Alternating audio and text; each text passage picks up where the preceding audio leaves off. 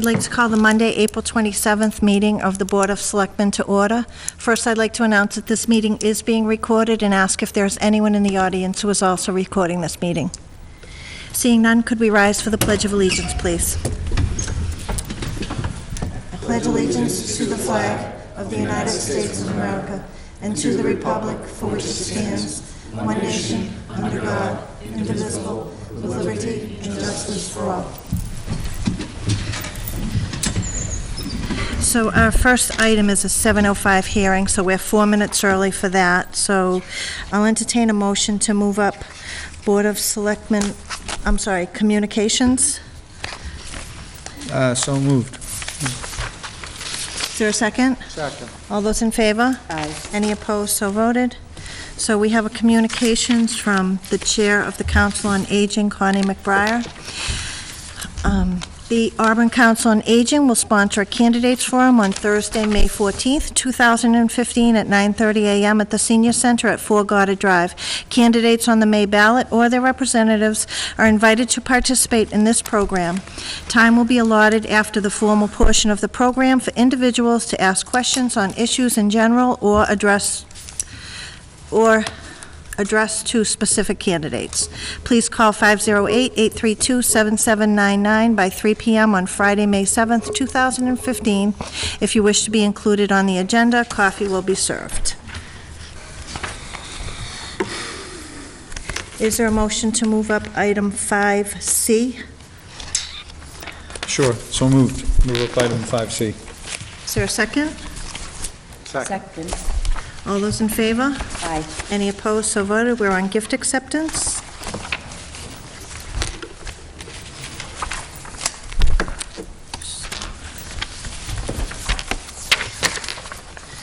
To the Kathleen Sabina Animal Compound in memory of Dale McGrath, we have a $50 donation from Sari Biddix. Also, to the Kathy Sabina Animal Compound in memory of Dale McGrath, we have a $15 donation from Mary Howard. And also to the Kathleen Sabina Animal Compound in memory of Dale McGrath from Linda and John Orborn in the amount of $15. Is there a motion? Motion to accept with gratitude. Second. Any discussion? All those in favor? Aye. Any opposed? So voted. To the Fire Department gift account, we have from Stephen and Laura Small in the amount of $100, and to the Fire Department gift account in the amount of $100 from Roberta Briggs in memory of J. David Briggs. Is there a motion? Motion to accept with gratitude. Second. Any discussion? All those in favor? Aye. Any opposed? So voted. Still a couple minutes off here. And I don't know that there's anything that we can move up. Do you want to move up just the Community calendar? Yeah, that's Okay, it. is there a motion to move up 6C, new community calendar available online? Motion to move up item 6C. Second? All those in favor? Aye. Any opposed? So voted. So this is in the town manager items, new community calendar online. Through the chair, this is just an update to notify the board as well as the public that we have been working on it for a while and have been able to come up with a community calendar on the town's website that is an overall calendar that combines events and initiatives going on, well, mostly events and programs at the senior center, at the library, and through the Recreation and Culture Department. So while they'll each still maintain their own calendars of events, residents now have the opportunity to look at one calendar, and on that one calendar see all the different events that are going on at those, through those three departments, the library, the senior center, and the Rec and Culture Department. They're color-coded, it's fairly easy to read, there are a lot of programs. The additional benefits to doing this are that we can now also look by having the executive director of the library, the director of the senior center, and the Director of Rec and Culture working together on their calendars, they're also able to identify if there are any repetitive programs or duplicative programs or programs that are running at the same time that perhaps attract the same population, so they can change the times and try to get more people to go. So that is on the website. Want to make sure everyone knows it's there. You access it by going through on the left side of the page, calendars, and it pops right up. I believe right now we've got April, May, I can't recall if June is on there yet, but as we add new events, new things will be added to that. Great, Thank you. thank you. So it is now 7:05. Is there a motion to open the hearing for the change of manager, Pepper Dining Incorporated, doing business as Chili's Grill and Bar, 820 Southbridge Street? Motion to open the hearing. Second. All those in favor? Aye. Any opposed? So voted. The hearing is open. Is the applicant here? Great, if you could come up to the podium, please. Just give your name for the record. My name is Chris Parker. Giselle Lacerda. Hi. So just tell us why you're here tonight. I was the general manager for Chili's for the last 5 years, I want to say. I've been promoted, and Giselle's taking my place. Great, So we're congratulations, asking for a first of all. license switch. Congratulations on your promotion. Do board members have any questions? Have you worked in Auburn previously? Yes, I've been working at Chili's for 3 years so far, but for Pepper Dining for 14 years. Okay, and you're very familiar with the tip certification then? Yes, very, Okay, yeah. and what's the policy of Chili's? Well, we hire them, and right away we'll give them a class, and they have to take a test, and it's good for 3 years, and after that, they have to retake the test after 3 years, but they don't start taking tables unless they have the certification. Great, okay, great. Chili's just changed the way we do the training. Can you just also. move over to the I'm sorry. microphone, please? Chili's just changed the way we do the orientations now, too. We can do it online, so once they get hired, they take the online class as opposed to waiting for us to give them a class. Okay, So it's more efficient. great, thank you. So there are no board questions or comments? Is there any public comment? Do you have anything else you want to add? No, thank you. Is there a motion to close the hearing? Motion to close the hearing. Is there a second? All those in favor? Aye. Any opposed, so voted. Is there a motion regarding the application? Motion to approve the change of manager? Is there a second? Second. Any discussion? All those in favor? Aye. Opposed, so voted. Thanks, congratulations on your new position. Good Good luck in your new position. Thank you. Yeah, you're done.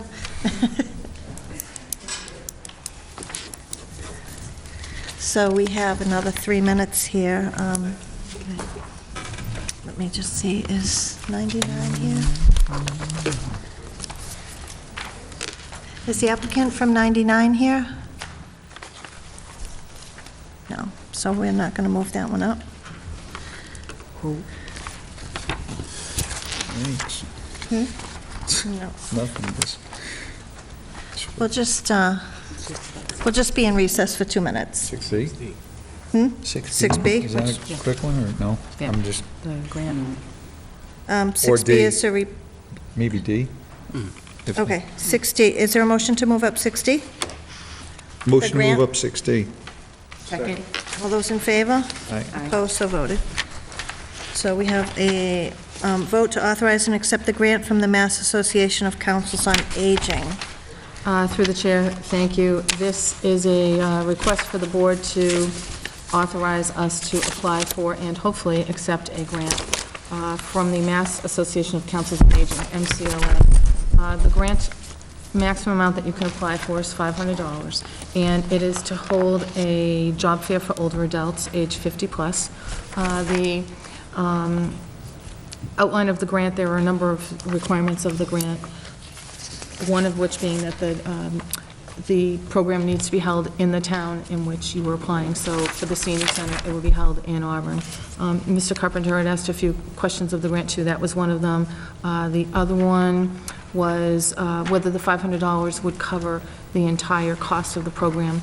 Our senior center director believes that it will cover the entire cost, but if for any reason there's any residual balances that were not covered by the $500, then we would seek and hopefully get approval from FASCA to support this. It's a great project. As far as partners, under the requirements of the grant, we are required to partner with the One Stop Career Center, which is part of the Massachusetts Department of Workforce Development. The Worcester Career Center office is the one that services the town of Auburn and I believe 39 other communities in the region. The Senior Center Director has already reached out and spoken with John McCarthy, who is the person at the One Stop Career Center that we would be working with if we get the grant. it's a short turnaround on the grant. The grant was just, it's my understanding the grant was just announced or revised and resubmitted at the beginning of April by the state.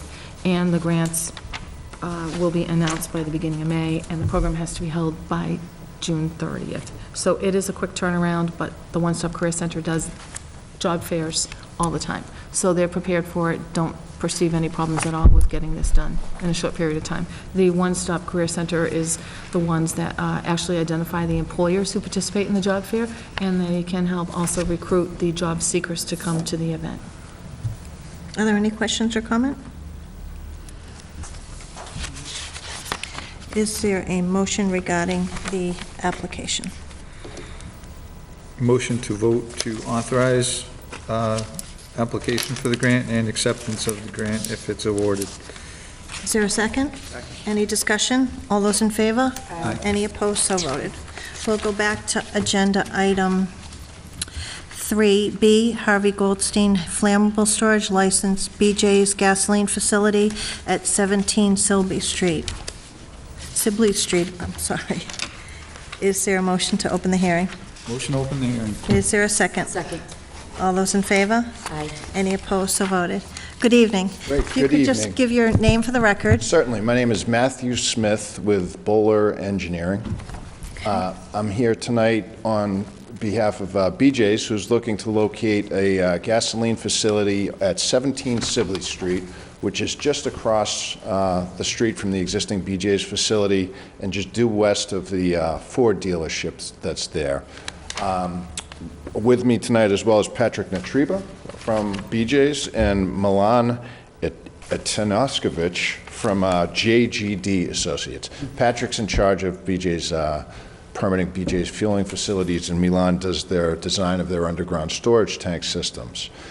We've been working with the town and town staff for almost a year now and have gone before the Zoning Board of Appeals to get special permits for the project, as well as the Planning Board to get site plan approval for the project.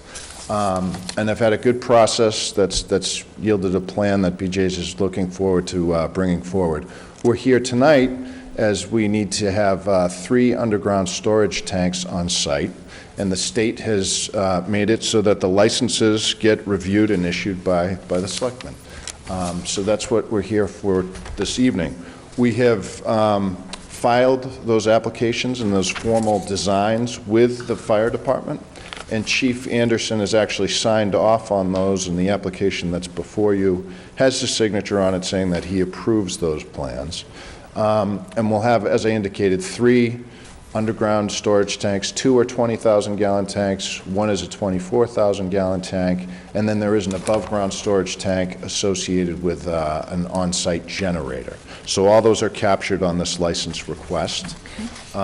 As you may imagine, the handling of those fluids are very regulated by the state as well as the federal EPA, and everything's been designed in accordance with that.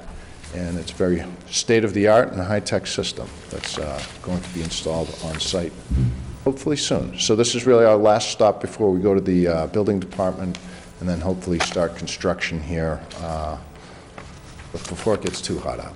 Okay.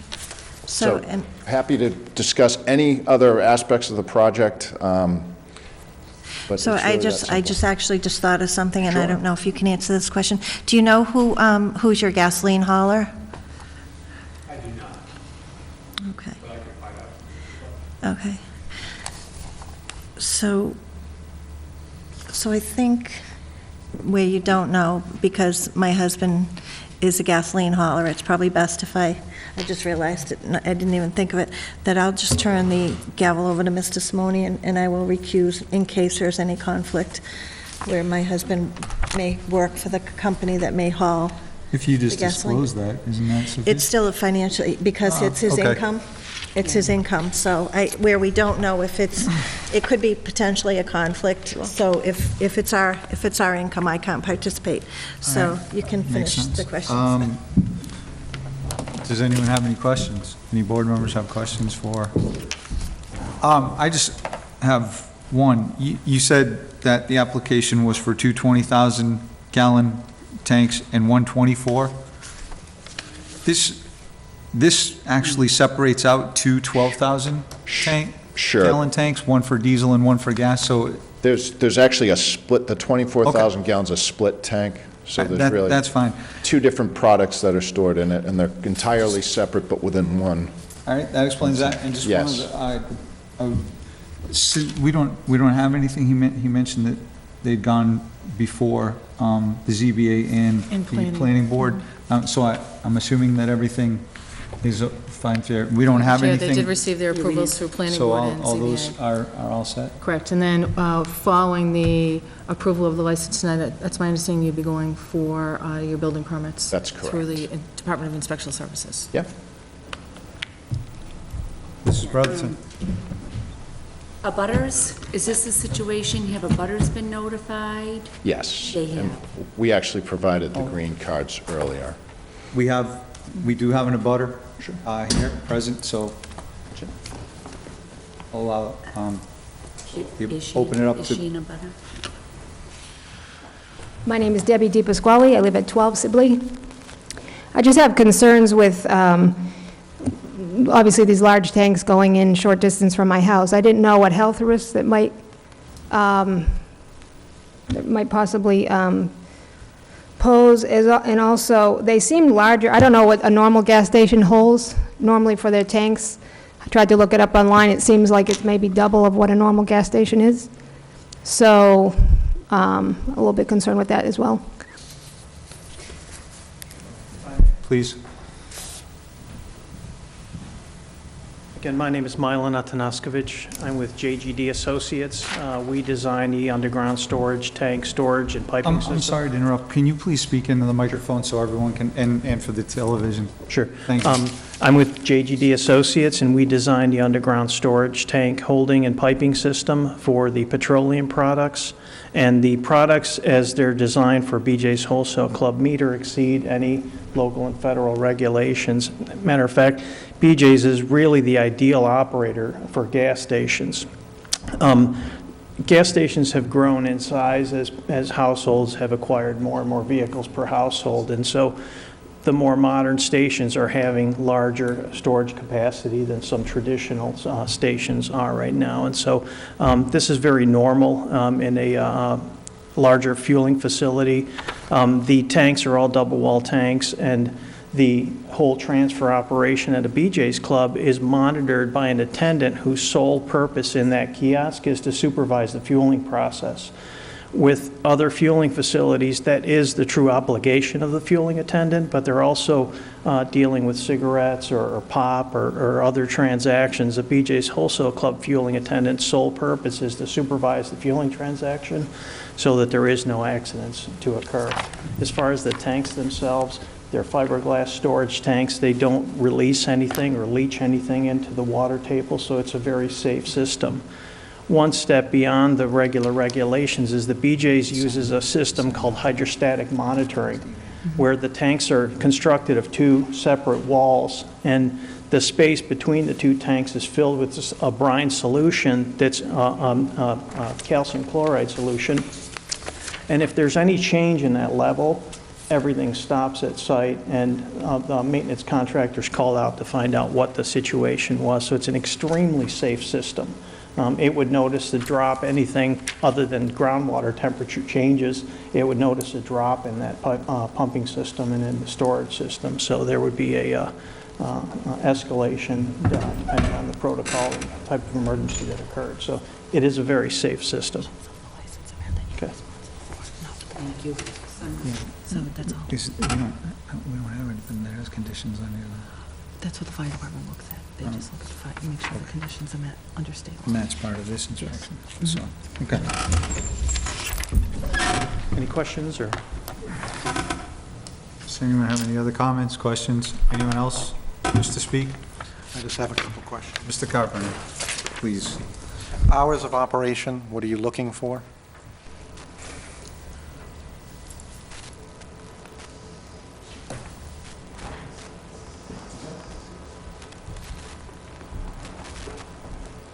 My name is Patrick Natriba. I'm the manager of site development for the project. I certainly don't want to misquote what we've already told you in the zoning board, but I believe the hours of operation are between I think it's 7:30 to 9:30, or 7 to 9, but it's been documented in the zoning board of approval, and I can get you that information. I just don't want to misquote that at this time in front of you, so please accept the caveat, I'm sorry. And the only other question, lighting, what are you going to leave on, and that you're abutting a residential neighborhood? Sure, we've got a lighting plan, and I think Matt can address that. We spent a lot of time on the lighting with the planning board. That was one of the few comments that we had to make sure that we were shielding that. We had come up with a thoughtful plan that had all forward-throwing lights so that they weren't pointing towards the abutters. The nearest abutter had some comments, which we accommodated. We shrunk the heights of some of those lights. And then when the facility's closed, if there's a minimal amount of lighting that's on the site. Did you say you have a lighting plan with you? I do, yes. Can I see it? Sure.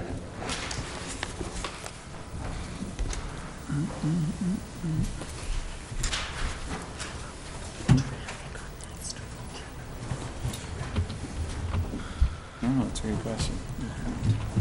Be nice to see where it's... Do you want me to bring it up to you? Please. You'd have far better eyes than I. Actually, I can see it if you go back to the room. So this plan just shows the different foot candle levels on the site. You'll see this is the nearest property line, and if you look really close, you'd see that all those levels are 0.0 at the abutter. And then the lights that we have are turned from the abutter and throwing forward, so. Is all the access from Washington Street? Yep, that was, the initial plans we had access off Sibley, but in working with the town and the DOT and some comments from the neighbors, it was put all up onto Washington Street. Thank you. Sure. Anything else? Anyone else? Forward. I don't know if there are any other butters. I'm all set, Mr. Simonian.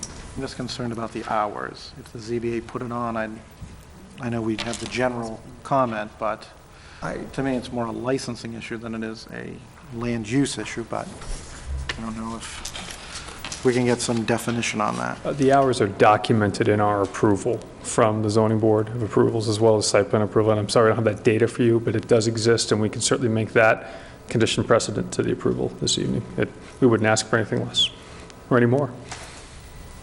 I have no other questions, and I have no other questions, thank you. so first, motion to close the hearing. So moved. Second. All right, and is there a motion regarding the license? I would make a motion that we approve the license provided that all applicable requirements of the state and town and any of its departments, boards, and commissions have been fulfilled. Said license is subject to all conditions stated upon it. Failure to comply with any and all of the conditions shall invalidate the license and render it null and void. Do you want to add your comment about the hours that pending the Board of Selectmen being notified, or are you fine with? Okay. Second. Any questions on discussion? No. All in favor? Aye. Motion approved. Thank you. Congratulations, good luck.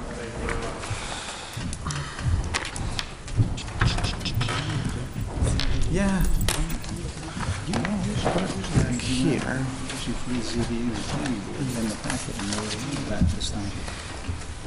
Not for land use. No, well, this is probably our first new one, but we don't usually have it for underground storage. Okay.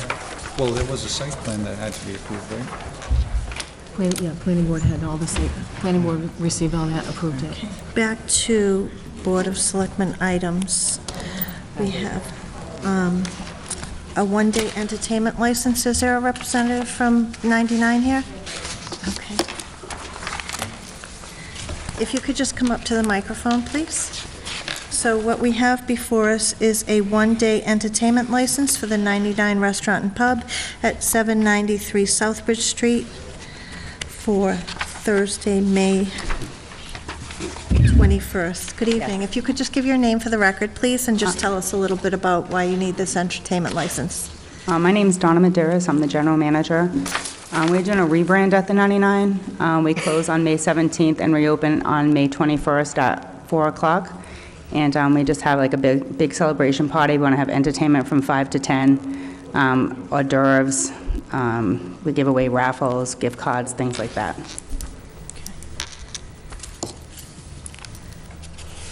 Okay. You said you're going to have entertainment from when? 5 to 10. Okay.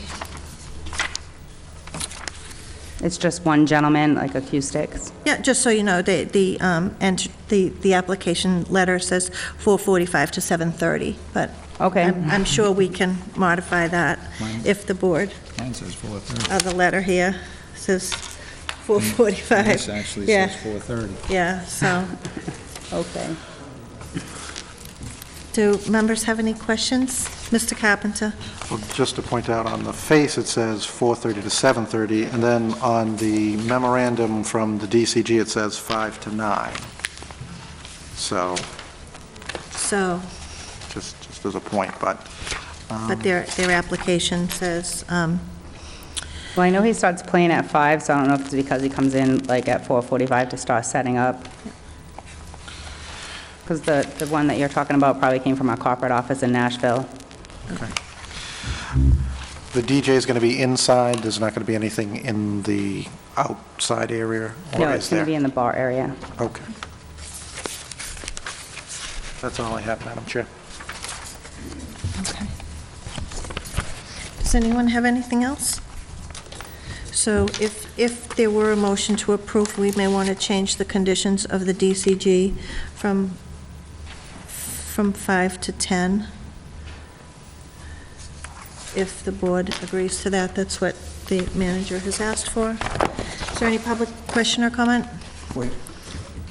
So we're going to change the hours for the permit or the one-day license to what? Or at She's asked for 5 to 10. 5 to 10. Okay. Mr. Simonian? The second condition is left open. It says, it goes over the license, the date, the time, and then it says with a rain date of left blank. So are you guys planning on filling that in?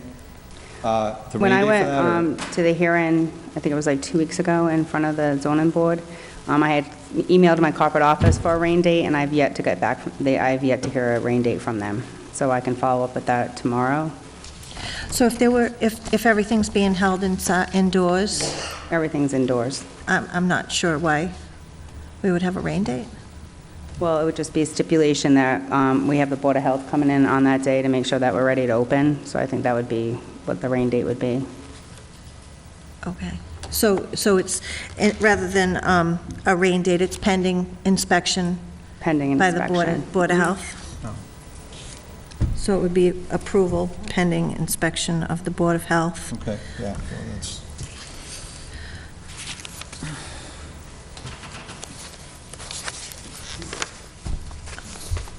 Darlene, can I ask you a question? So I know, so rather than the rain date, what we're looking at is approval by the Board of Health. So we don't have a date right now, and the application is for Thursday, May 21st. Sure, if I may. The manager had come to DCG. We had discussed the aggressive timeline that they have. They're doing basically a refresher of their dining room. There's no major renovations going on behind the scenes. The back of the house, we usually call the kitchen area. It's more so kind of a cosmetic refresher of the dining room, as the manager has identified. However, it is a pretty close timeline, and as we all know, we're going to be coordinating the health department and the building department. We have to make sure all of the building compliance is in order before we actually can do the health inspection. So we just wanted to have the manager have something in place through the Board of Selectmen if there was a alternate date. I think that rain date should have actually said alternate date. Okay. So if by chance they are, if there's construction that's not ready, and they're not able to hit that Thursday, they wanted to have an alternate date for the entertainment license. Okay, so so they don't have to come back, I'm just looking at some language that we could approve it tonight. We could do something, Thursday, May 21st, or a date determined after approval of the Board of Health? I think contingent upon the board, as long as the Board of Selectmen have to are come in. comfortable with an alternate date, as long as the applicant gets all of the compliances through our department, inspectional services. Again, I believe that the entertainment is just indoors for the patrons to celebrate their refresh of the dining room. Okay, so we can do approval pending an alternate date being approved, being provided to the Board of Selectmen. And let's hope that everything goes well, your tight timeline, and you get approval for that Thursday, May 21st. Mr. Simonian? You said that you were waiting for an email from your corporate office for a specific backup date, or? Because when I sent like a rain date, because that's what kind of I was understanding when I went there, and then I haven't heard anything back. If we did not get approved, of what date they would give me. Okay. So if we make the motion, we're just going to put it out there that they will notify us when she hears from her corporate office. I mean, basically, that's what we're saying. We're going to, when they get the date, they'll come, or not come back, but call and let, We're going to update with the date. We're going to approve it for Thursday, May 21st, pending approval of the Board of Selectmen, or an alternate date to be provided to the Board of Selectmen That's fine. after Board of Health approval. Sure, and I can also, once we hear back, we can certainly provide that information to the board. Okay. So are there any other questions or comments? Is there a motion to such? All right. So, make sure I get all this. Motion to approve the license, provided that all applicable requirements of the state and town and any of its departments, boards, and commissions have been fulfilled. Said license is subject to all conditions stated upon it. Failure to comply with any and all the conditions shall invalidate the license and render it null and void, and with the conditions recommended by the DCG to be placed on the license. In addition, we will be changing the hours in the conditions from 5 p.m. to 9 p.m. to actually 5 p.m. to 10 p.m. as requested. And the second change will be approving the date of May 21st and pending notification of an alternate date after inspection by the Board of Health. Correct. Is there a second? Second. Okay. Good job. Is there any further discussion? All those in favor? Aye. Any opposed, so voted. Good luck. Okay. Next item we have is just lost another light. Next item we have is the May 5th Annual Town Meeting warrant, vote recommendations on the articles. So, Article 2 Article 1 is just the reports. Article 2, to determine what sums of money the town meeting will vote to raise and appropriate, transfer from available funds, or otherwise appropriate for and appropriate to defray charges and expenses of the town, including debt and interest, and to provide for a reserve fund for the fiscal year beginning July 1, 2015, and ending June 30th, 2016. And that is by the Finance Committee. Is there a motion? So we would vote to recommend, not recommend, defer, or if members choose, wait till before town meeting to take a position. I'd like to make a motion that we defer. Is there a second? Not for me. Defer to the petitioner.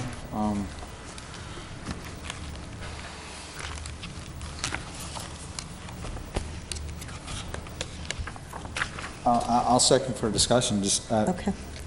ask why. So on a second under discussion, just this is the budget question, so. I'd like the Finance Committee to make that recommendation. Okay. Any other comment?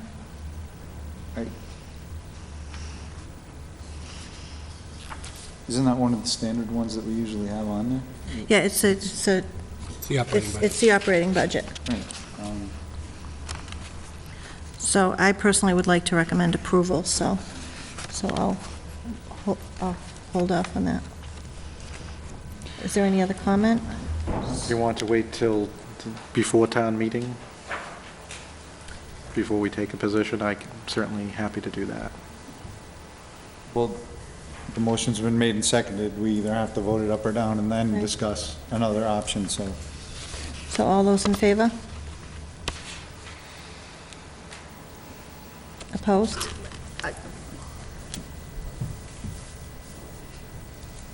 The motion fails anyway, so it's okay. Is there a second motion? Make a motion that we hold off making a recommendation until before town meeting. So the motion is to hold it till before town meeting. Is there a... I'll second, since we'll have Mr. Holstrom probably for that. That's fine. Okay, well, I will still ask for, vote to recommend, but I'll hold it till town meeting as well. So all those in favor? Aye. Aye. Any opposed, so voted. So we're going to have a meeting, Sharon, before town meeting.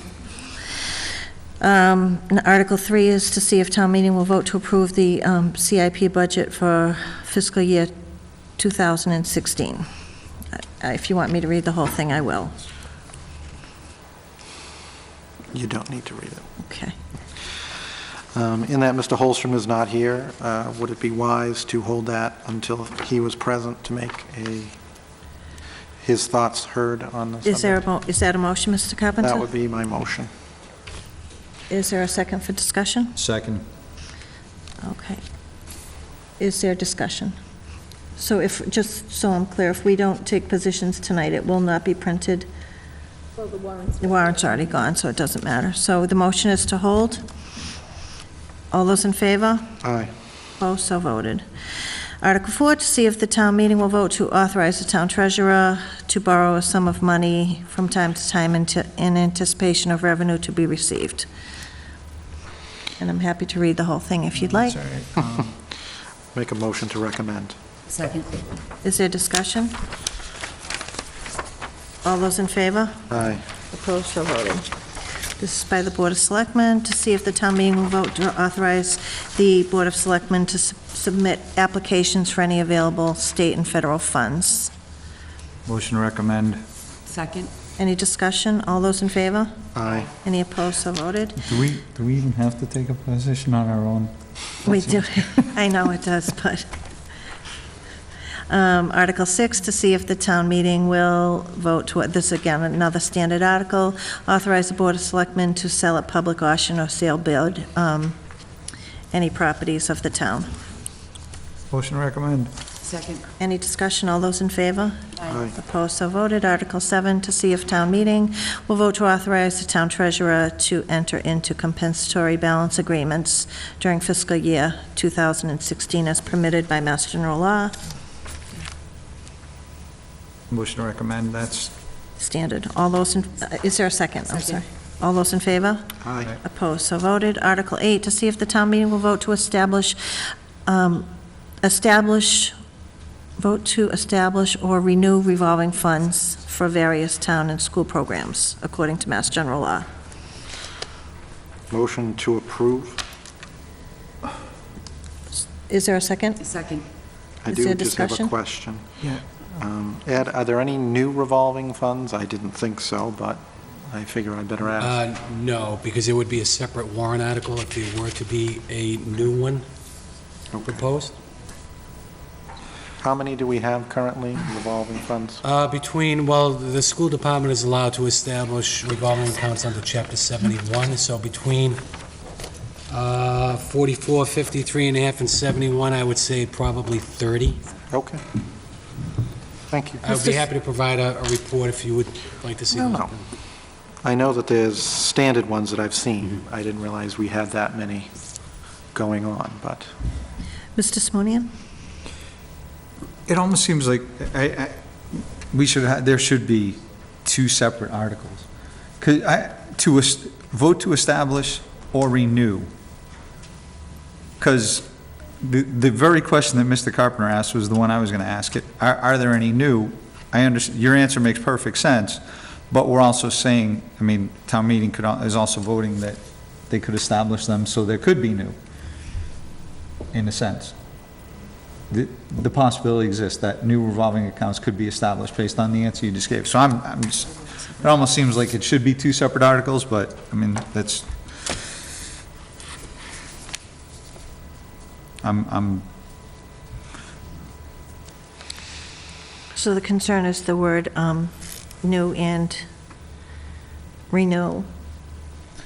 renewing and establishing, I mean, it's just two completely separate things. I know this has been standard language for years, and I think there may be a legitimate reason for that, but I can tell you that any new revolving accounts that have been proposed, we identify as a separate article because there are spending limits that are associated with each individual revolving account that has to be specified. So it still has to go back to town meeting at another, if one were to be, wanted to be established, correct? Correct. All right, that's fine. Is there anything further? So the motion is to recommend. All those in favor? Aye. Opposed, so voted. Article 9, to see if the town meeting will vote to authorize the town manager to enter into contracts with Mass DOT. Motion to recommend. Second. Any discussion? All those in favor? Aye. Opposed, so voted. Article 10, to see if the town meeting will vote to appropriate from available funds, if money becomes available from Mass DOT Chapter 90 bond proceeds, to repair and maintain town roads. Motion to recommend. Second. Any discussion? All those in favor? Aye. Any opposed? So voted. Again, this appears to be becoming a standard article and part of our financial policies. Article 11, to see if the town meeting will vote to appropriate $500,000 to OPEB account. Motion to recommend. Second. Any discussion? All those in favor? Opposed? So voted. Articles 12, 13, and 14 are by the school committee. Article 12, to see if the town meeting will vote to appropriate $124,000 from Medicaid receipts within the general fund revenues to the school department operating budget. Again, this is a standard article with the number plugged in. Is there a motion? Motion to recommend. Is there a second? Second. Any discussion? All those in favor? Aye. Opposed, so voted. Article 13, to see if the town meeting will appropriate $8,478.71, which is the interest earned by the Auburn High School Gymnasium Health and Recreation Trust Fund to offset school department costs. Make a motion to recommend. Second. Any discussion? All those in favor? Aye. Opposed, so voted. See if the town meeting will vote to appropriate a sum of money from McKinney-Vento receipts within the general fund revenues to the Auburn School Department operating budget. Is there a motion? I'll make a motion to recommend, ma'am. Is there a second? Second for discussion. Okay. I don't remember ever hearing that before. Is this something new, or? I think the last two fiscal years did contain an article that appropriates a sum of money that is received from the Commonwealth of Massachusetts, labeled McKinney-Vento receipts. I can tell you that at this point in time, we believe we will not have a value from the Commonwealth and would be asking for a postponement of this article if a sum of money is not known that evening. Normally, that amount of money is not known until after the state budget is set. We don't expect that will happen when we go to town meeting next week. Last year, we brought in a warrant article in the fall that appropriated about $600 of McKinney-Vento monies specifically for the transportation of homeless students. I'm just, based on that, I'm not going to support the current motion. I'd prefer to hold it, but that's just me. Okay. Madam Chair, I would suggest that the board consider deferring this to the petitioner, given the fact that they would make a motion to postpone it until the fall town meeting, Okay. if the sum of money is not known that evening. So the motion is to recommend. All those in favor? Okay, thank you, Mr. Kazanovich. Oppose? Opposed. Okay. So is there an additional motion? Make a motion that we hold it until town meeting night. I'll second. I agree with, if it's going to be postponed, I agree with deferring. This is also one I think we should give Mr. Holstrom a chance to provide input, so I agree with that. So the motion is to hold. All those in favor? Aye. Opposed, so voted. Article 15, to see if town meeting will vote to accept Mass General Law and all subsequent amendments to increase the exemption values for which taxpayers qualify for 100%. This is by the Council on Aging. This is senior tax exemption. Motion to recommend. Second. Any discussion? All those in favor? Aye. Any opposed? So voted. So Article 16 is lengthy by the Chief Financial Officer and the Town Treasurer to see if the town meeting will vote to rescind unused borrowing authorizations previously voted by the town. Can you give us a 30-second summary? Sure. Very quickly, these items identified are actual authorizations that the town never went out and borrowed money for. This request came from Mr. Carpenter, and so this basically is just cleaning up authorizations that we will never exercise and go out and borrow for, so. Make a motion, we recommend approval. Second. Any discussion? All those in favor? Opposed, so voted. Article 17, to see if the town meeting will vote to authorize the town treasurer with the approval of the Board of Selectmen to borrow a total of $1.3 million for the following two items: 2 sewer bypass pumps and on Hilltop Farm Road pump station conversion to gravity sewer, and to convert aging pneumatic injector stations to submersible pump stations. I'm not a sewer person. Do you want to give us a brief? No? Okay. I mean, I was going to ask, actually, if Jeff could come up and just explain this. just a 30-second, what are we doing?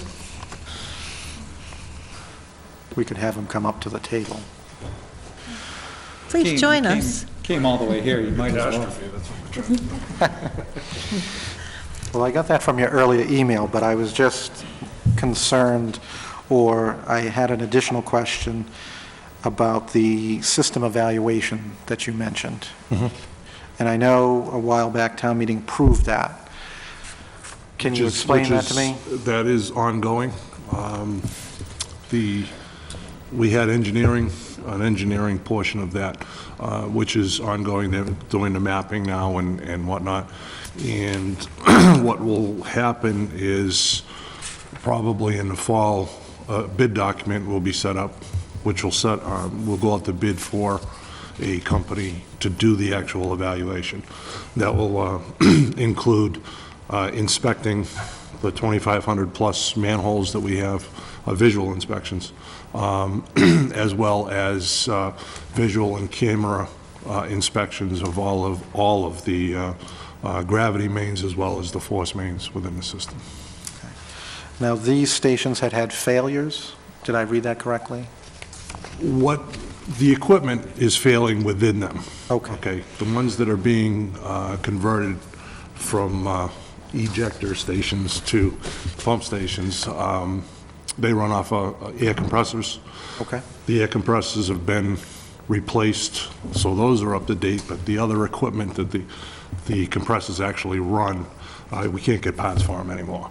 Okay. So what we're doing is each one of those stations have two pieces of equipment in them. So what we're doing is we're stealing from one to make the other one work. Okay. So if that one goes down, we're in trouble. Okay.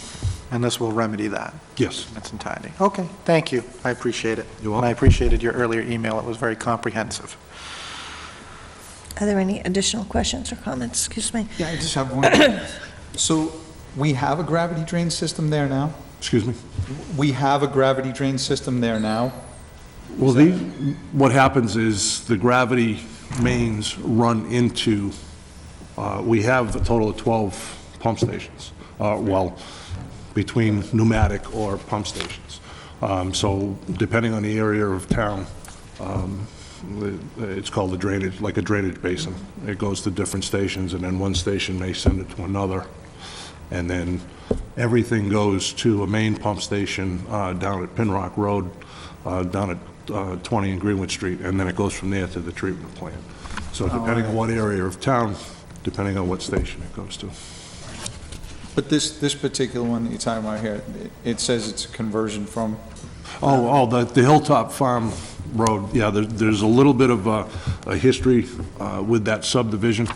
At the time when the, excuse me, when the developer come in, he was proposing a pump station and whatnot, and we told them at the time, we didn't want any more pump stations, there's no reason. We gave him some guidance on what he could do to run an actual gravity line out of the entire subdivision, which he hemmed and hawed, and he didn't do it in a timely manner.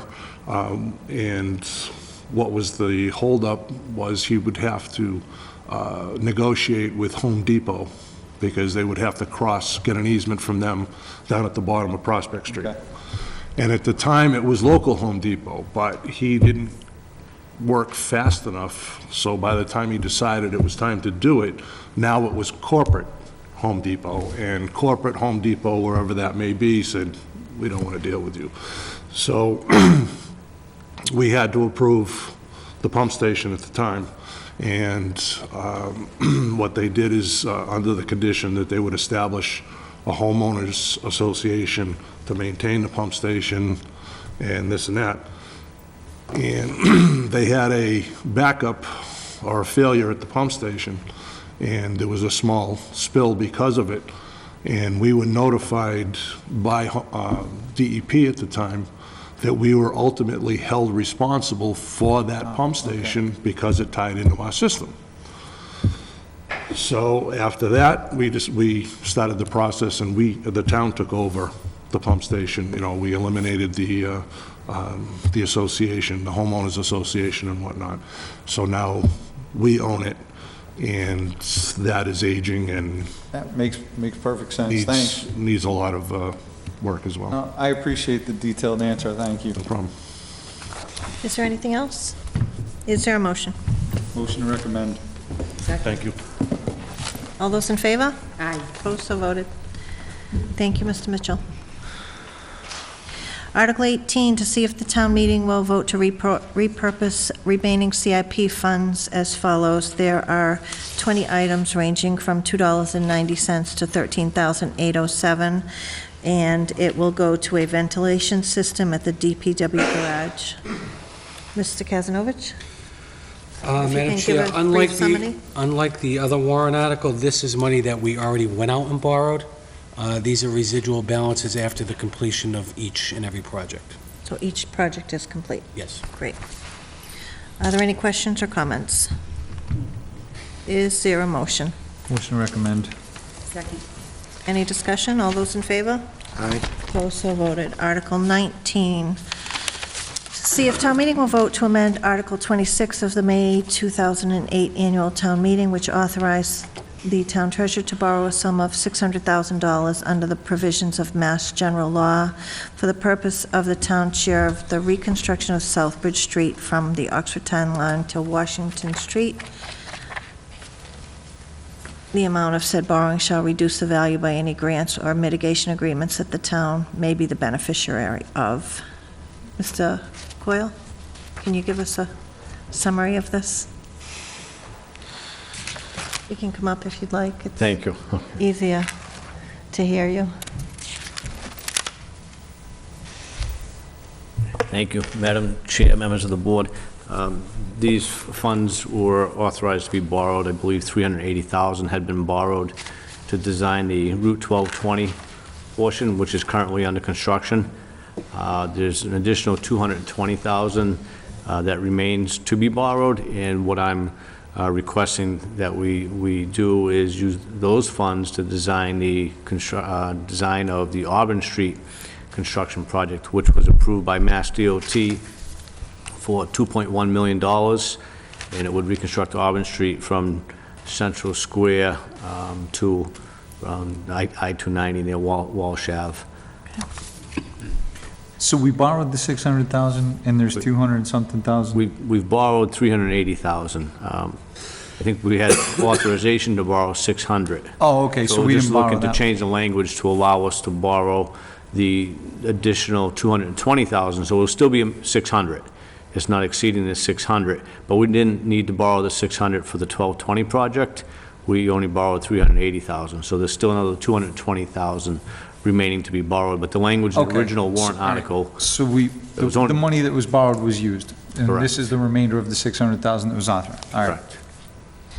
Are there other questions, comments? Is there a motion? Motion to approve. Second. Motion. I know it's, Motion is to recommend, discussion, go ahead. no, that's fine. I'm fine. You fine? Okay. All those in favor? Aye. Opposed? Thank for you. coming in.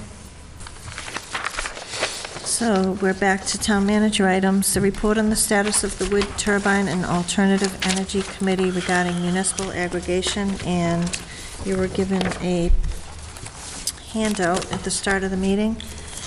Yes, through the chair, Matt Benoit, town planner, has a presentation for you. This is a summary of really what is municipal aggregation.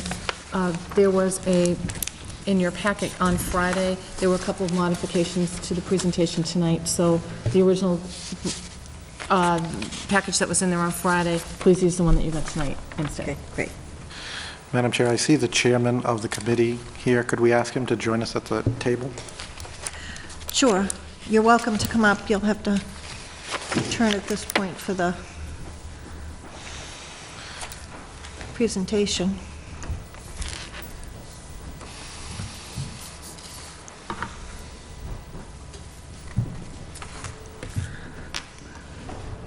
Thank you, Madam Chair. You're welcome. Do you have the handout? Because do you want one of the handouts? No, I can just listen to Matt. Okay, He gave me one earlier. okay. Good evening, Madam Chair, members of the board, town staff, community of Auburn. My name is Matthew Benoit. I'm the town planner of Auburn since January. I just want to first say it's a great privilege and an honor to represent this community. And thank you for allowing me to present this information to you today. This information is regarding the town of Auburn's municipal aggregation plan. This has, first, when I rattle off that sentence, most folks are curious what that is. So the definition of municipal aggregation is a form of group purchasing in which the town of Auburn can coordinate electricity supply on behalf of its citizens. A better understanding of how to say that might be purchasing electricity supply in bulk. The town of Auburn can offer its citizens lower supply rates that result in cost savings on a monthly basis. A few years ago, the town of Auburn learned that with state approval, municipalities are now able to purchase electricity in bulk and provide discounted rates to its citizens.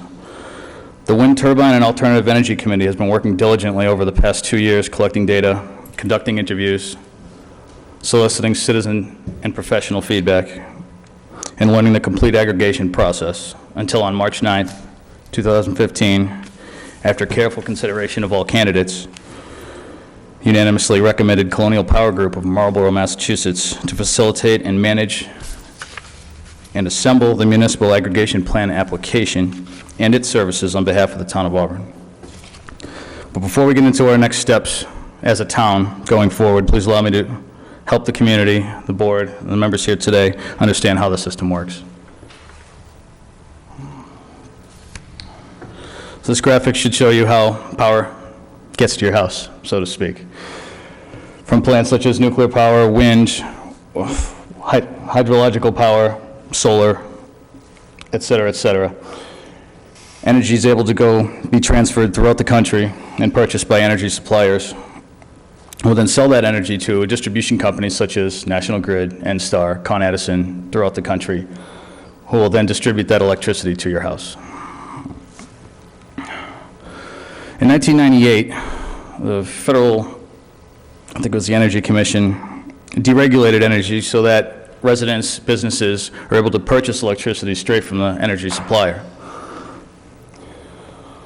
that gave citizens the ability to purchase power at a hopeful discounted rate depending on the market trend they're getting from their distribution company.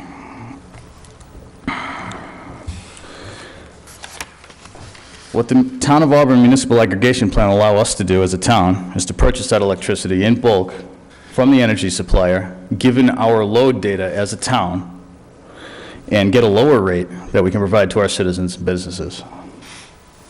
This gives our citizens an opportunity to save more money using the town load data as its backbone to get the lower rate. So the steps going on from here, the town's going to provide its load data to the qualified energy consultant Colonial Power.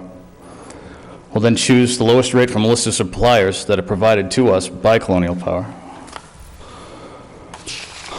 Then we'll activate a low contract rate for the community once a decision's been made for which supplier to use. And then the community saves money on their electric bills. Sounds easy, right? Fortunately, there's a lot more to it. So, just starting from the basics, when you look at your electric bill, I know there's a lot of information here, so I'm going to try to help break that down. These are distribution charges. Distribution charges range from taxes to transmission. These are charged by the distribution company. In our case, it's National Grid. These charges will not be affected by this municipal aggregation plan at all. This is how they get the power to your house. On the left-hand side, you'll typically see your kilowatt usage per month, and some bills will even have a bar chart that show your usage per month to give you an idea how much power you're using on a monthly basis. This is measured in kilowatt hours. This is the unit of measurement they use to charge you for your electricity. They multiply kilowatt hours by your supply rate. The supply rate is the number we're looking to discount for our citizens. This is usually on the reverse or second page of your electric bill. This is your supply rate. If a supplier was chosen, you would see the supplier's name here, along with a phone number and address and contact to know that you have purchased supply energy from a separate company other than National Grid. I know you see that right there, and it says 6.2 cents per kilowatt hour. That's obviously not an Auburn bill. Auburn's bill this February was 16.2 cents per kilowatt hour.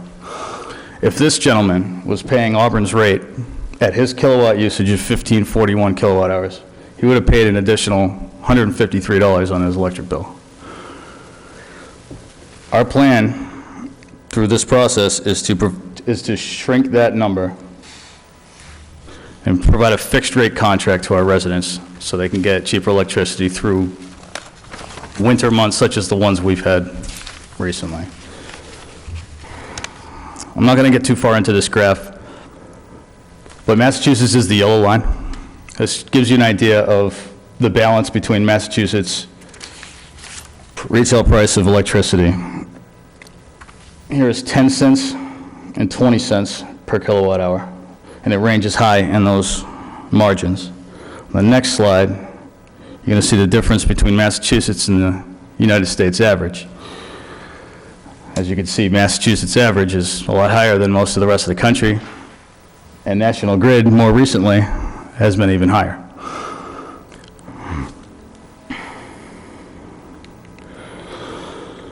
So given this information, what's next to get the municipal aggregation plan going? The Alternative Energy Committee has recommended Colonial Power through all their due diligence and hard work.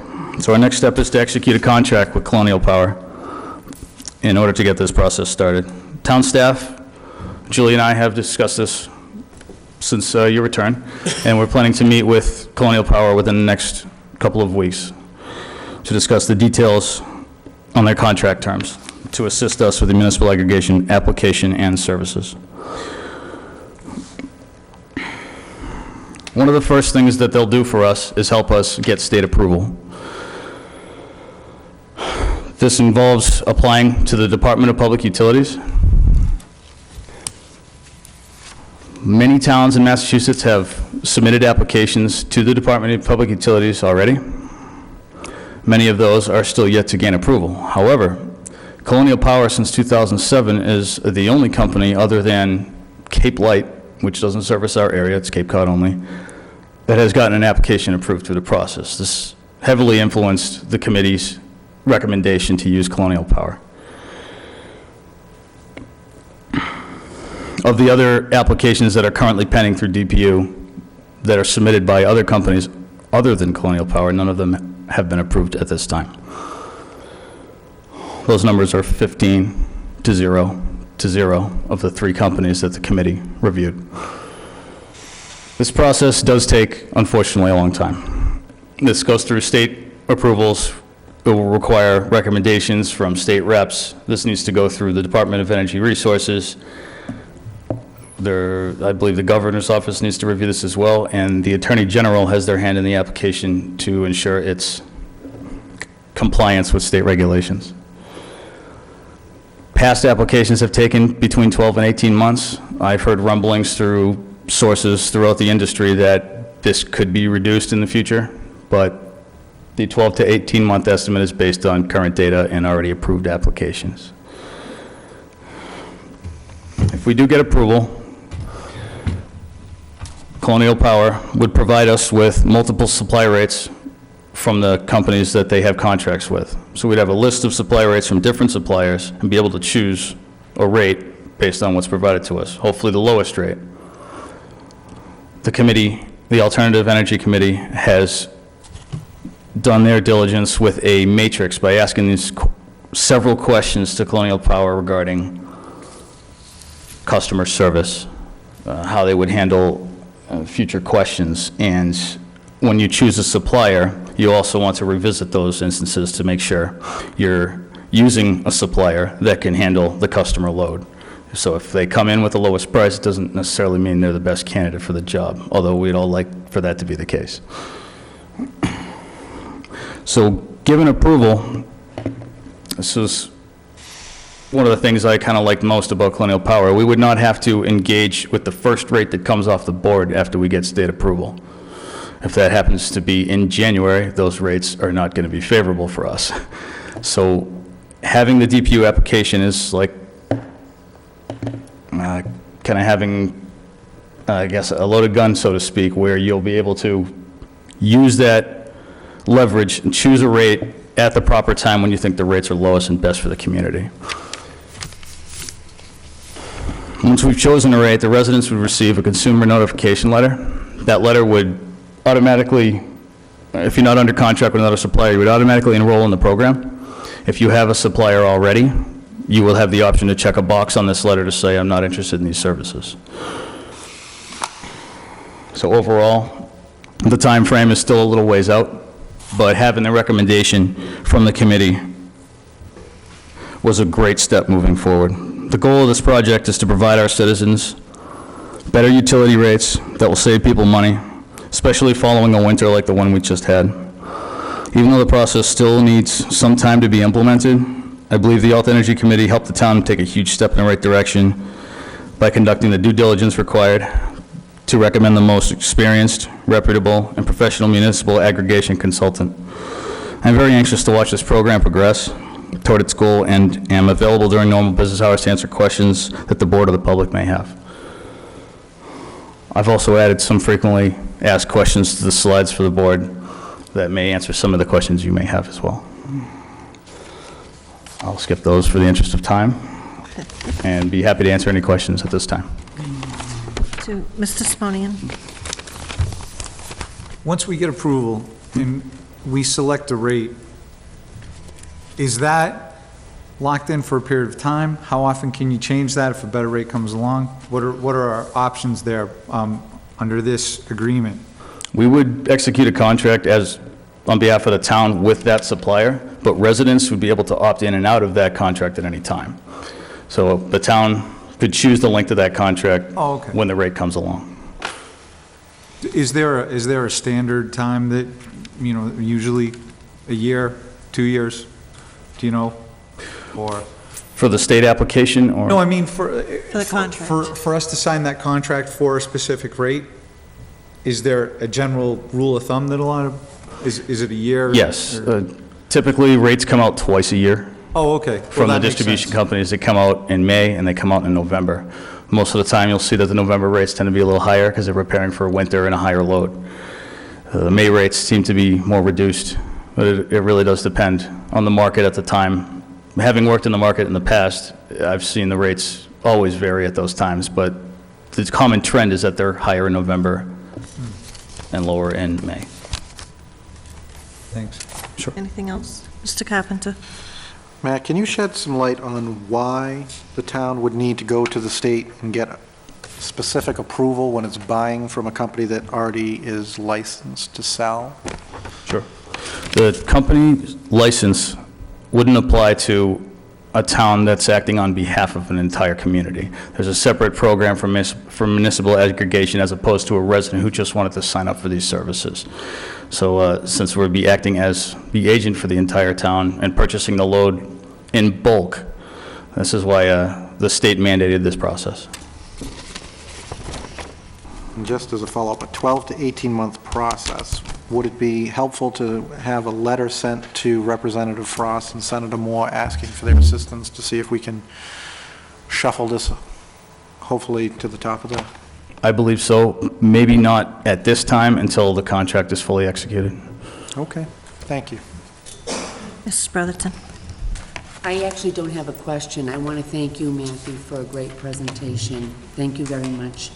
And with no disrespect to Mr. Platukis, your time and effort that you have put into this community has been incredible. And I thank you for your continued work and all that you have brought to the board. Thank you. Thank you for your kind words. Through the chair, if I can just add something to this, just to let the board, just a reminder, the town, we did receive a town meeting authorization in the fall of 2014. It was Article 21 that authorized the town manager to research and develop and enter into a municipal aggregation contract. So everything is in place on our end to be able to move forward, and as Matt suggested, he and I are going to try to meet with Colonial Power this week, next week, as soon as possible. So I too want to thank the committee for all the hard work they did and the recommendation. I know it's a very difficult process, and I want to also thank Matt. He just did a great job on this. This is a really complicated issue, and because we are acting on behalf of the whole town, we want to make sure we vetted everything that we could, including reaching out to other communities who had worked with various power companies. So the committee, again, the committee did a great job, and Matt did a lot of research on behalf of the committee. So I want to thank you both. Thank you.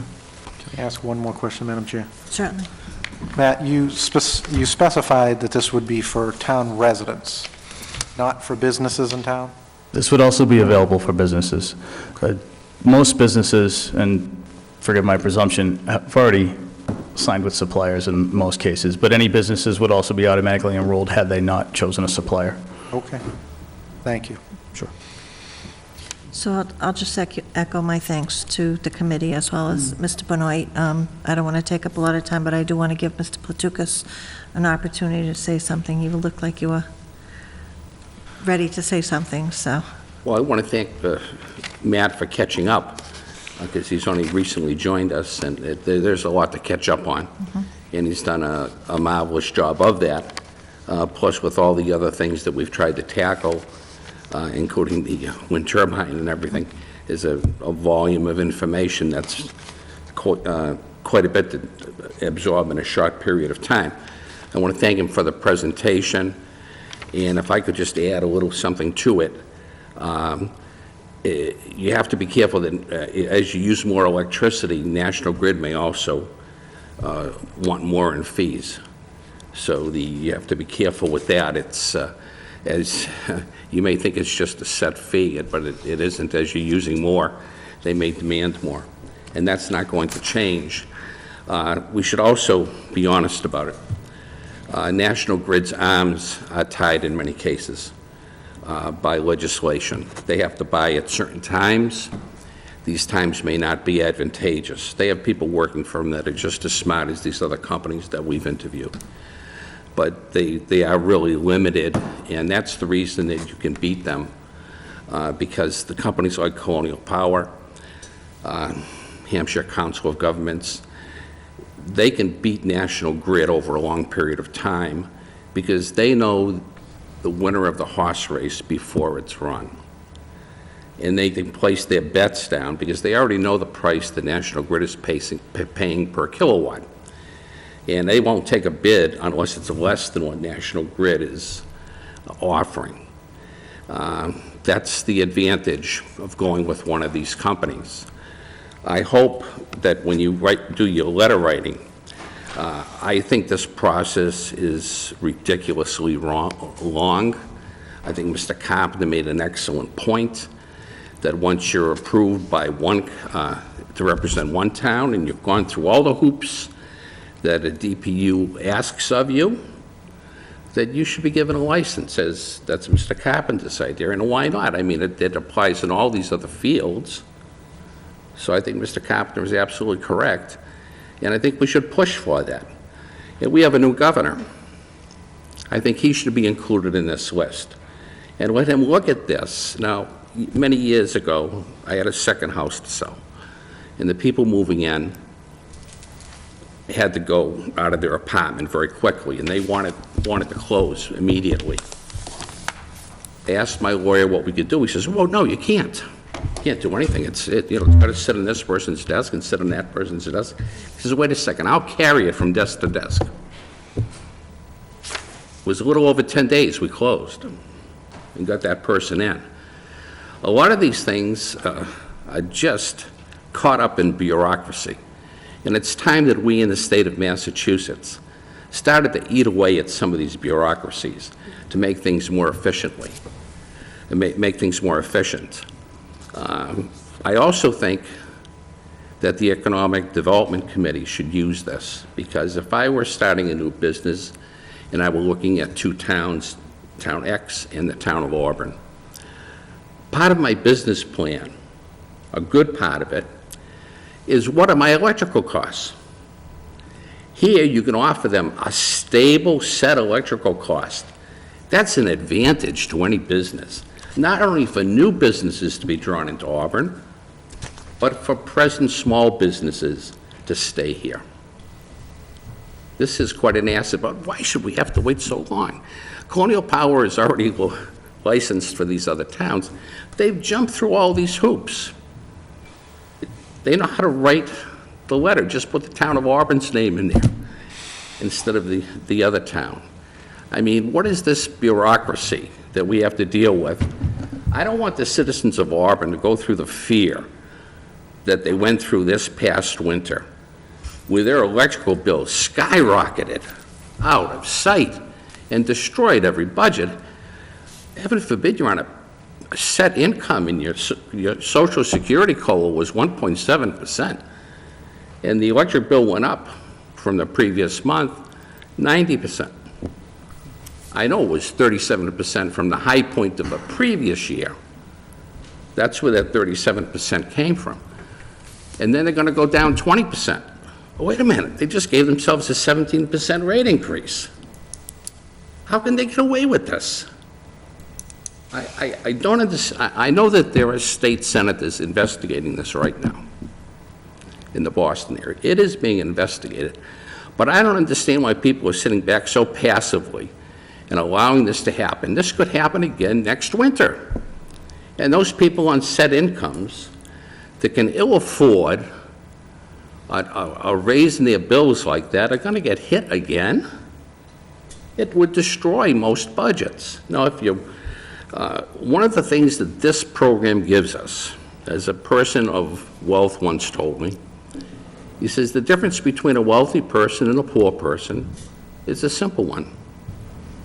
The rich person has many options. The poor person has none. This gives us a chance, an economic, this is a pocket, a money issue, to give us a chance to give people at the lower end of the spectrum an option.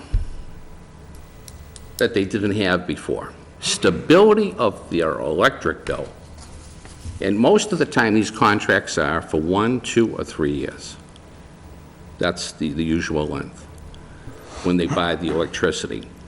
One of the joys of going through this process of interviewing, which Matt wasn't here at the time, when we first started, the aggregation companies said if you opt out of the program, you will have to wait the full length of that contract, whether it be 1, 2, or 3 years. Then you can opt back in. Well, as we interviewed the different ones, one gave in a little, another one gave in a little. Pretty soon, you can opt out this month and opt back in next month. What is the fee for that? Nothing.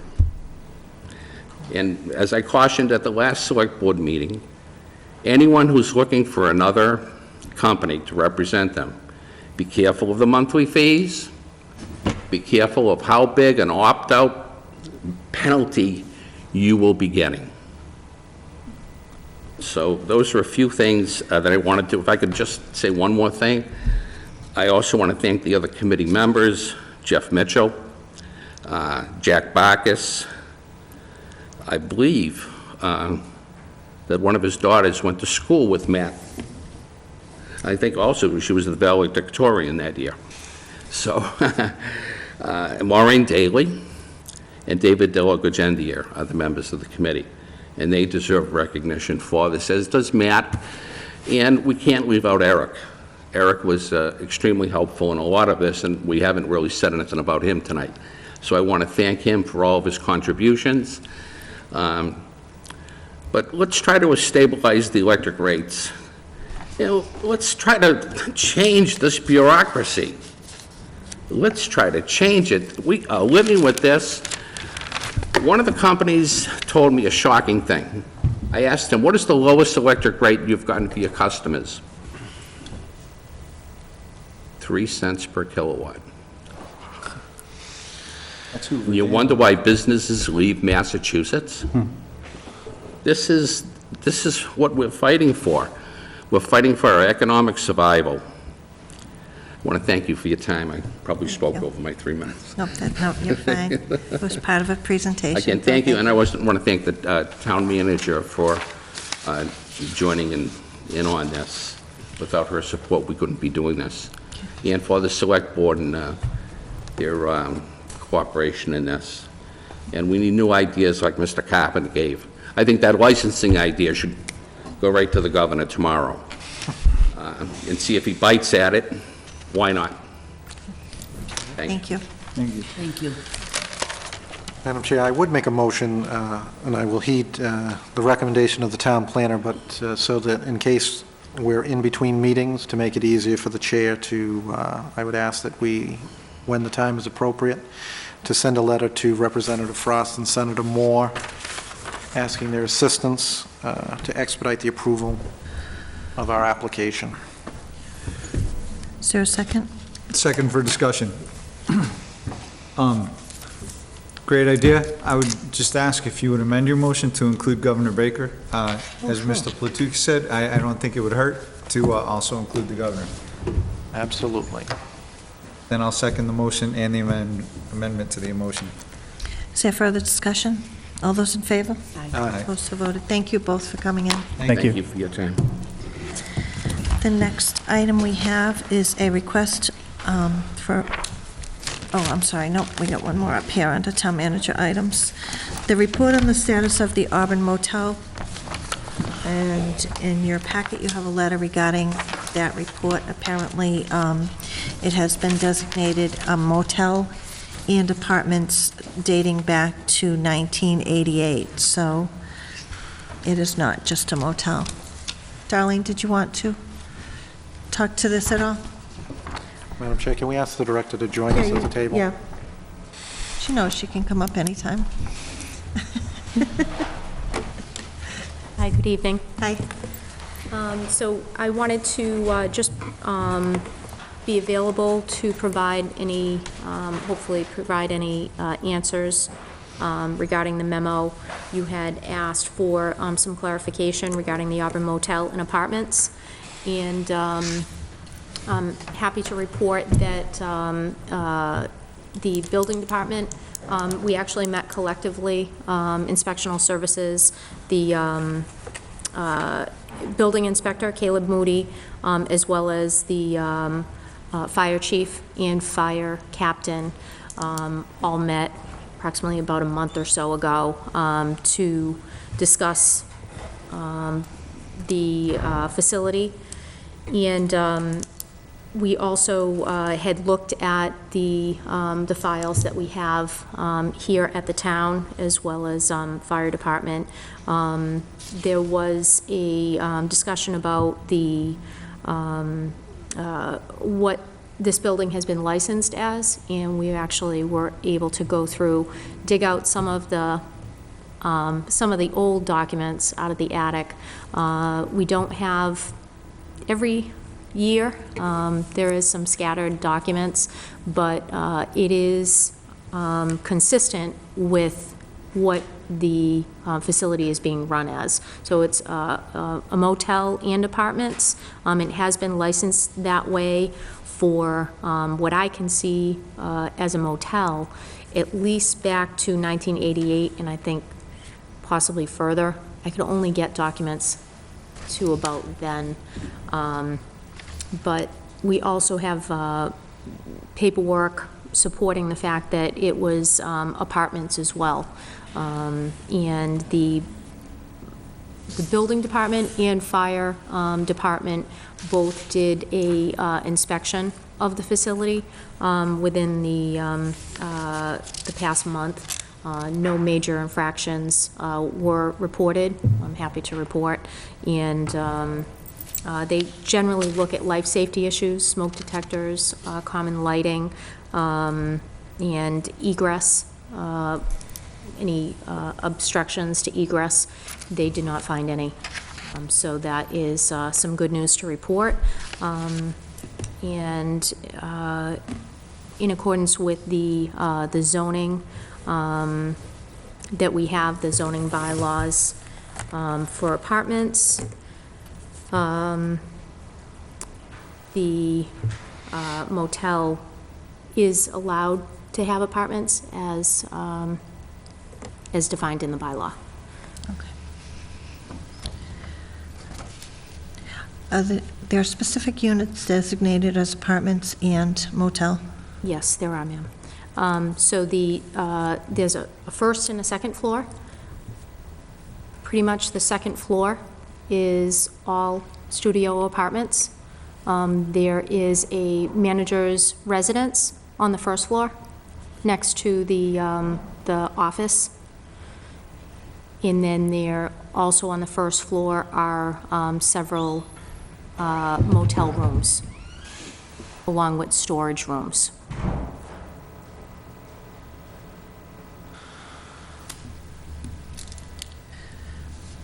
Thank you for the report. Does You're anyone welcome. have any question or comment? Thank you for that update. Thanks. Thanks, Darlene. Good Thank you. Thank you very much. I know it's a lot of work to go through it, but there was some questions as to whether it was allowed to have apartment use there, Sure. so. Yep, absolutely. Thank you. Thank you. Okay, I think that is it on town manager items. Did you have anything else? We kind of I'm all bounced set, thank around. you. Okay, Board of Selectmen member items. Mr. Simone, and a request a report from the town clerk on the cost breakdown for extra town meeting and extra printing of the warrant. Yeah, this is really simple, because I don't want to get into a big discussion about this. I know the town clerk is an elected position, doesn't report to the Board of Selectmen, is not accountable to the Board of Selectmen. However, all I'm asking here is if we could put the information on the website, whatever it be, just to get it out to the public. I cannot answer the questions. I'm constantly out at the ball fields around town. I feel like it's I don't think it's fair to the kids that I'm volunteering my time to coach for me to be answering questions about what's going on in the town. I'm open and accessible to anybody at all times. I have been for the entire time I've been here. So, like I said, it doesn't need to be a big discussion. I'm just asking if we could get the information out there somewhere on town website, whatever it is. I've been asked this question just an unbelievable amount of times since town meeting. So, that's it. It's that simple. I'm not asking for anyone to, be held accountable to the Board of Selectmen in any way, shape, or form. I'm just asking for public information to be disseminated out there. Is there a problem? Who are you talking to? This has been going on for like the last 4 or 5 meetings, and I gotta be honest with you, I'm kind of getting tired of it. Every time I speak, I have a member making faces at me. I mean, it's a disruption to the meeting, and I'm just getting tired of it. Okay, I haven't noticed anything, but Okay, I'm just asking, for us all to be respectful of each other here. So anyway, that's it. It's that simple. That's all I'm asking for here. I'm not asking for anything more than that. And if people have questions, like I said, call me. My cell phone number is all over the place. I'm happy to answer questions at any time. I just ask that people use a little bit of discretion. I don't think the ball field is an appropriate place when I'm volunteering my time to teach the game of softball to all these kids. So, that's it. Thank you. I appreciate it. so, did you, okay. Steve, I feel bad. I've been out in town, and I actually did the Selectmen's meeting this past week, and I haven't been approached at all, and I just don't know. I don't know, well, I mean, I'm not sure if other board members are being asked the same questions. I just don't know if I'm not available, or if I'm missing something. I don't think there's any reason to feel bad. Like I said, I am constantly out in the public eye. I'm everywhere. When I'm picking up my kids from school, whatever, practice. It's just, for whatever reason, people are not getting information that they want. I can't answer the question. Okay. I don't know, and I don't want to answer this question. Sure. I really don't. It's not within my purview to answer this question. So, I mean, it's providing information. That's it. Oh, it absolutely It's that is. simple. I just wish So- that some of our residents could contact me so that there could be other resources. I wish people And would other just, feedback. I wish people would just do what I've asked them to do and call the town clerk's office. I mean, I think that would be even more simple, but, it is what it is. I don't want people to think I'm not accessible. I'm happy to answer questions at any time if I can answer them. So I just, because it's something you just said, I just have a question. You're saying people can't get the information they want. Are you indicating that they've asked for this information? No, and I they- don't know.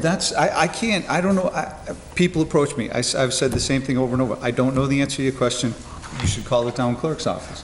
But the fact that I keep getting asked it, I just don't want to answer it anymore. So if we could just put the information out there, I'd be happy. That's it. That's all I'm asking for. And if they don't want to, that's fine too. I'm not, like I said, I'm not trying to start anything or whatever. I just don't want to be asked the question that I can't answer. So there's a request for it. Mr. Simonian to ask the town clerk to put this information on the website. I would make a motion that we send a letter asking the town clerk to, putting the request in to the town clerk and leaving the ball in her court as to what she wants to put out on the website. But I think it's certainly an appropriate question, so hopefully we'll get an answer. So I just want to understand your motion. Is it to request the town clerk to provide the information, or to put it on the website? Or to put what information she feels pertains to her office on the website? I would leave it as generic as possible, because I wouldn't want to presume to the town clerk. Right. A member of the board has been getting numerous inquiries as to the cost. It might be a good, shall we say, end run to have this information available on the website, so people will feel that it's a transparent process. And I certainly don't want to suggest how or why or when. It's just, we're requesting it, a member's requesting it, and it seems that it's a reasonable request. Second. Is there discussion? Well, I just would have preferred to hear from the town clerk first to see if there have been any inquiries to her office at all, because I think if the information isn't forthcoming, if it hasn't been asked once by the town clerk, to the town clerk, then she wouldn't know that that information was being asked. I don't know. So- Can't answer that question either. Okay. All those in favor? Aye. Opposed? I am. And the next is a request to discuss comments concerning my evaluation of Town Manager Julie Jacobson. I basically just have a statement, Madam Chair, which I will read if that's acceptable. Yep, as long as it's per what we've discussed. Trust me, I'm a rule follower, Madam Chair. I'm not a Thank rule you. breaker. Thank you. I just wanted to let everybody know that I have spent considerable time thinking about the April 13th meeting and what transpired under the manager evaluation section. I wanted to take this opportunity to explain my scores of the town manager. I based my review upon my own observations, interactions, and outcomes. In a few days, I'll be celebrating my 42nd birthday. 19 years ago, I was elected to the planning board. Nearly half of my lifetime has been spent as a volunteer serving Auburn. Since my election to the Select Board, I have been cordial and always open to feedback, both positive and negative. While I will listen, I will neither apologize for my position nor will I change my outlook to suit today's fashion. Further, I reject the counsel that my views are invalid because of some confusion over my role. I have repeatedly asked that we debate the issue, not the individual. I have watched as a few have chosen to comment about me or speak at me instead of to me. A route to resolution or understanding is not to be found that way. Further, when did this become a review of a board member instead of town manager? In the words of Oliver Wendell Holmes, to reach a port, we must sail, sometimes with the wind, sometimes against, but we must never drift or lie at anchor. You have my pledge to always listen. However, I cannot guarantee agreement at parting. We will, however, be in a better place if we take the time to hear each other. Thank you. Excuse me. Are there any other member items? Is there any public comment? We have the minutes of October 27th, 2014. Are there any corrections or omissions? If not, I'm sorry, did you have something? I'm sorry, Madam Chair. I need to publicly say this, and I apologize. On that article warrant, I was thinking of other monetary things that I needed to speak to, so I did not read that article, and I would definitely, unfortunately, we can't change it. Okay. But I am in no power to, tell you what you can choose and where you can put money, trust me. Okay. So it was my error on that article. Great. I Okay. apologize. You don't have to apologize. It was early on. We have the minutes of November 3rd, 2014. Are there any corrections or omissions? If there are none, the chair will accept them as written. Is there a motion? Motion to adjourn. Second. All those in favor? Aye. We are adjourned.